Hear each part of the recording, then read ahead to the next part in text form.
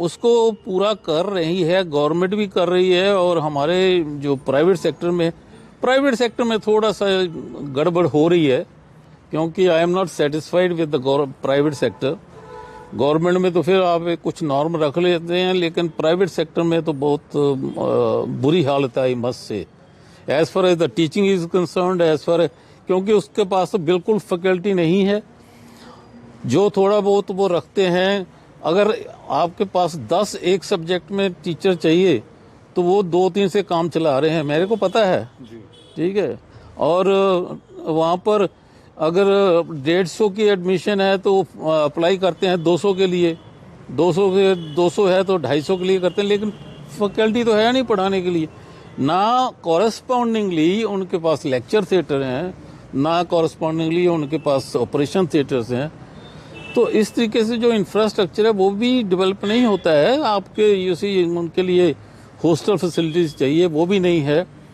तो ये क्या है, बच्चे सफर करते हैं, वो they are not in such a position to learn what they are learning in the government medical colleges. I must acknowledge this fact. तो ये दोनों, मैंने तो दोनों में 30 साल मैंने गवर्नमेंट में सर्विस की है, 15 साल मैंने प्राइवेट में की है। तो I can make the substantial comparison between the two. ठीक है। और मैंने जाके एज इंस्पेक्टर ऑल्सो मैंने देखा है कुछ मेडिकल कॉलेज, कुछ को तो मैंने डी रिकॉग्नाइज भी किया है। तो ये चीज़ें जो हैं, कॉम्प्रोमाइज़ करने का जो है सिलसिला, वो बंद होना चाहिए। स्टैंडर्ड जो है, अब पहले जो था medical council of India, MCI होती थी जी सर, आज से 5-7 साल पहले, because of the political compulsions और वट एवर इट इज़, तो उसका तो हुलिया सारा ही चेंज कर दिया है। और मेडिकल काउंसिल इंस्पेक्टर भी रहे मेडिकल काउंसिल ऑफ इंडिया। हाँ, बिल्कुल। मेडिकल काउंसिल ऑफ इंडिया का जो था, उसमें जो स्ट्रक्चर था उसका, वो सारा चेंज कर दिया है। उसमें अब ये NMC है, नेशनल मेडिकल कमीशन, अब इसको कमीशन बना दिया है। उसमें अब काफ़ी उसके मेंबर्स हैं। पहले तो थोड़े मेंबर थे, अब ज़्यादा मेंबर हो गए हैं। उसमें 1-2 पॉलिटिकल भी हैं। तो ये कंप्रोमाइज़ है, आई मस्ट से। पॉलिटिकल का एक टेक्निकल में कोई मतलब तो नहीं है, लेकिन ये भी गवर्नमेंट की मर्जी है, उनकी खुशी है। ठीक है। तो वो अब उसमें क्या है कि एक टाइम पे मेरे, जब मैं रिटायर हुआ 70 में, तब तक 2 बार रिटायर हुआ। एक गवर्नमेंट में, एक बार गवर्नमेंट से, एक बार लखनऊ प्राइवेट से रिटायर। प्राइवेट में 70 तक चलता है। तो वहाँ से जब मैं रिटायर हुआ तब तक ये NMC बन चुकी थी। उसमें मैंने देखा है कि अब आस्ता आस्ता फिजिकल वेरिफिकेशन हो नहीं रही। इंस्पेक्टर्स नहीं जा रहे हैं, जाके कोई जो उस वक्त वेरिफिकेशन होती थी वो फिजिकल वेरिफिकेशन नहीं हो रही। अब कंप्यूटर के ऊपर ही आप ऑनलाइन करते हैं कि हाँ जी ये हमारा इंफ्रास्ट्रक्चर है, वो आप ऑथेंटिकेटेड मान लेते हैं, हाँ जी होगा, कोई किसी ने वेरीफाई नहीं किया है। ये अब क्लेम करते हैं कि हम ये इसी तरीके से डी रिकॉग्नाइज करते हैं। दूसरा ये है कि number of inspections are just 1 or 2। एक पहले इंस्पेक्शन होती है और एक फाइनल ईयर में जाके होती है। अब बीच में कोई इंस्पेक्शन ही नहीं। पहले तो हर साल में एक इंस्पेक्शन, फर्स्ट ईयर से सेकंड ईयर में जाना है तब भी इंस्पेक्शन, सेकंड से थर्ड में जाना, प्री फाइनल में जाना, फाइनल में जाना, हर साल इंस्पेक्शन होती थी। उसके नॉर्म्स जिसके नहीं पूरे उसको वहाँ पर ही रोक लिया जाता था। लेकिन अब तो ये इजी गोइंग कि ठीक है, कमरे में बैठे हुए हैं मेंबर्स NMC के, हाईली क्वालिफाइड है नो डाउट, लेकिन वो बस उसके ऊपर, कंप्यूटर के ऊपर कि उनसे आ गई है इंफॉर्मेशन, आ गई है, ठीक है इसको दे दो, इसको इतनी, वो जो कहते हैं ना रेवड़ियां बांटने, वो रेवड़ियां बांट रहे हैं मेडिकल कॉलेज के। सिंह सर, इतना आपका असीम अनुभव, ये दर्शकों के लिए जानना चाहूँगा, जब आप MBBS से निकले, जहाँ तक मुझे नॉलेज है शायद आपने MBBS पंजाब से की है, कहते बड़ा स्ट्रांग था, मगर डॉक्टर भूपिंदर सिंह सर, अब जो हालत बने हैं, कई ऐसी बीमारियां आ गई हैं वो डॉक्टरों की पकड़ में आ नहीं रही हैं। जम्मू कश्मीर में मौतें भी काफ़ी हो रही हैं, मगर मौतों का कारण क्या है, बहुत सी कमियां अभी नहीं बता पा रहे।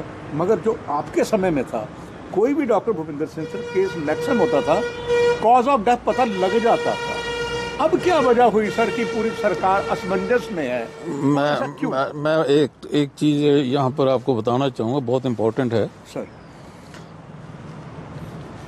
मेडिकल का प्रोफेशन जो है डॉक्टर के लिए एक आर्ट समझा जाता था एक टाइम में। ये आर्ट था कि आप अली जान का नाम आ रहा था, डॉक्टर अली जान का कल परसों नाम आ रहा था श्रीनगर। वैसे डॉक्टर थे जो दूर से आ रहा है पेशेंट तो समझ जाते थे, थोड़े से नब्ज को हाथ लगाया समझ जाते थे प्रॉब्लम क्या है। अब वो आर्ट खत्म हो रहा है क्योंकि इन्वेस्टिगेशन के लिए मशीनरीज बहुत हैं। तो वो अच्छी बात है, बुरी बात नहीं है, उनका भी सहारा लेना पड़ता है। लेकिन हर पेशेंट के लिए जब आपके माइंड में कोई बिठाया ही नहीं गया है, आर्ट वाला मसला स्किल वाला कम है, एक्सेप्ट फॉर सर्जरी। स्किल उसमें बहुत ज़्यादा आगे चली गई है। आपको जो सर्जरी इस वक्त लेटेस्ट है वो बड़ी आगे चली गई है। लेकिन मेडिसिन के मसले में थोड़ा सा, क्योंकि एवरी डॉक्टर वांट्स, टाइम कम है, पेशेंट ज़्यादा है, चलो जी लिख दिया, अल्ट्रासाउंड लिख दिया, MRI लिख दिया, इजी गोइंग, तो वो कर दिया है। तो उससे क्या है, नुकसान ये है कि जो एक टाइम देना चाहिए पेशेंट को 10 से 15 मिनट वो नहीं दे रहे हैं, तो कंक्लूजन कहाँ से निकलेगा? वो जो स्किल है वो तो ख़त्म है। ठीक है ना, मेरी बात समझ रहे हैं? तो वो जब तक था उसका इफेक्ट हुआ है because of more number of medical colleges, the quality of the students they are coming, पैसा is playing lot of role। जो आदमी 50-50 लाख दे के 1-1 करोड़ दे के स्पेशलिटी में जा रहा है या MBBS में जा रहा है, उसके माइंड में तो ये नहीं है, he is not bothered about the patient. हाँ जी ठीक है, वो मैं उसने ये देखना है आज मैंने कितने पेशेंट, आज तो 5 ही देखे मैंने, तो इसमें तो मुझे फायदा ही नहीं कुछ भी। डॉक्टर साहब और जानकारी इसी संबंध में दर्शकों को। हरवंश जी, हमने देखिए we are sticking to only the medical colleges, the development in the cities, AIIMS के बारे में बात करते हैं। लेकिन जो मेरा कंसर्न है वो रूरल एरिया के लिए बहुत ज़्यादा कंसर्न हूँ मैं। क्योंकि देखिए मैंने आपको पहले भी बताया है कि एक बोर कमेटी हुई थी, उसमें जो एम्फेसिस डाला गया था that was on the primary health care. ठीक है, क्योंकि majority of the population is residing in the rural areas. तो वो हम यहाँ पर तो ठीक है, सिटीज़ में तो आपका एम्स भी बन जाएगा, मेडिकल कॉलेजेस भी हो जाएंगे।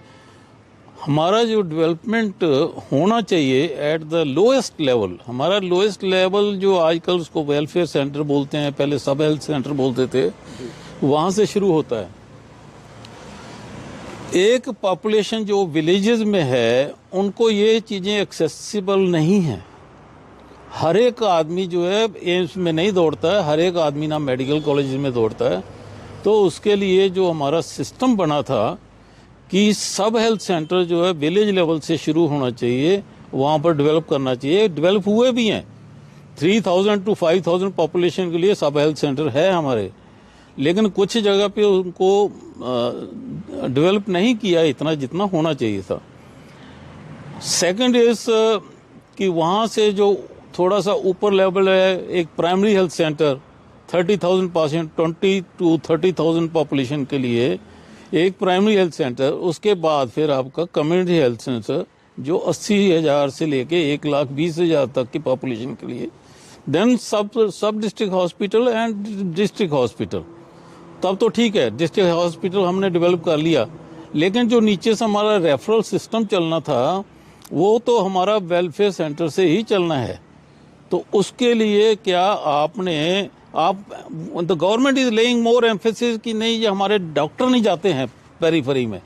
डॉक्टर कैसे जाएगा जब तक उसके पास रहने के लिए बिल्डिंग नहीं है, ठीक है, इंफ्रास्ट्रक्चर उसका पर्सनल नहीं है, रेफरल जो भी करना है उसने। लेकिन अगर वो रहेगा तभी, अगर उसको आप घर रहने के लिए देते हैं और उसके बच्चों के लिए शिक्षा के लिए स्कूल वगैरह उस लेवल, वो कोई भी डॉक्टर है जो MBBS करके या MD MS करके जाएगा, वो चाहेगा कि मेरा तो यहाँ पर मेरे बच्चे का भी स्टैंडर्ड उतना होना चाहिए, उस लेवल का स्कूल भी हो, ठीक है ना। तो वो भी plus at the community health centre level जो आपके स्पेशलिस्ट हैं वो अवेलेबिलिटी भी होनी चाहिए। 3 A's are very important: availability, accessibility and affordability. कोई भी चीज़ आप शुरू करते हैं, चाहे नया प्रोग्राम शुरू करते हैं या कोई संस्था शुरू करते हैं, तो या हमारे हेल्थ केयर है, तो उसमें अफोर्डेबिलिटी होनी चाहिए। जो अफोर्डेबिलिटी जो हमारे कंज्यूमर है, हमारे जो पेशेंट्स हैं, जो पब्लिक है, उसके लिए वो अफोर्डेबल होना चाहिए, रीचेबल होना चाहिए, एक्सेसिबल होना चाहिए। Second A is also very important कि इतना ज़्यादा दूर, अब यहाँ पर तो ठीक है, हमारा ये RSपुरा का एरिया हो गया या जम्मू का एरिया हो गया, आसपास हैं तो पहुँचने में कोई दिक्कत नहीं है। लेकिन देर आर रिमोट एरियाज, आप जाइए डोडा डिस्ट्रिक्ट में या इधर भद्रवाह में, इतने दूर मैंने वो देखे हुए हैं गांव, इतनी दूर हैं, जितनी देर में आप मैटरनल एक मदर जो है, प्रेग्नेंट मदर को लेके आना है तब तो रास्ते में ख़त्म हो जाती है। अभी भी है, वो चल रहा है। ये नहीं है कि ये AMC यहाँ खुल गया या मेडिकल कॉलेज खुल गया तो वो टाइम पर नहीं पहुँच सकते हैं। तो उसके लिए एम्बुलेंस वगैरह की सर्विसेज, रेफरल सर्विसेज के लिए आपको बहुत सब हेल्थ सेंटर को इतना होना चाहिए कि सब हेल्थ सेंटर पे ही ये सुविधाएं होनी चाहिए कि उसकी वहाँ पर ही डिलीवरी हो जाए, ठीक है। वहाँ पर आपके पास देखिए ANM है, मल्टीपर्पज़ वर्कर फीमेल है, नहीं है, तो उनको स्ट्रेंथन करिए, ठीक है। That is so nice doctor साहब। बहुत डॉक्टर भूपिंदर सिंह सर आपने बात बताई, और कहते हैं मीडिया में जब बात निकलती है तो बहुत दूर तक जाती है। असीम अनुभव है, इतने पदों पर रहे हैं, आज भी सेवानिवृत्त होने के बाद यू आर वेरी एक्टिव।